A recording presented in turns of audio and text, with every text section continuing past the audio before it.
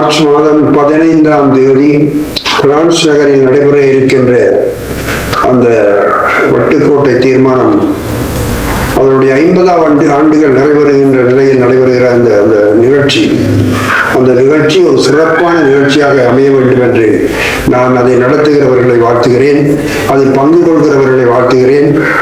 உண்மையாக அந்த விழாவில் கலந்து கொண்டு தமிழீழ விடுதலை ஒன்றுதான் தமிழீழத்துக்கு தீர்வு என்று கருத்தை முன்வைக்கிற, அதை வலியுறுத்துகிற, அதற்கான தீர்மானத்தை நிறைவேற்றுகிற, அதை உலக அரங்கில் ஓங்கி முழங்குகிற அத்தனை பேரையும் நான் சிறந்தாழ்த்தி வாழ்த்துகிறேன், வணங்குகிறேன்.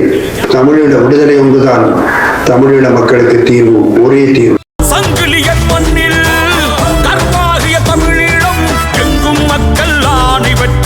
தாயகத்தை கைவிட சொல்ல நீ யாரடா?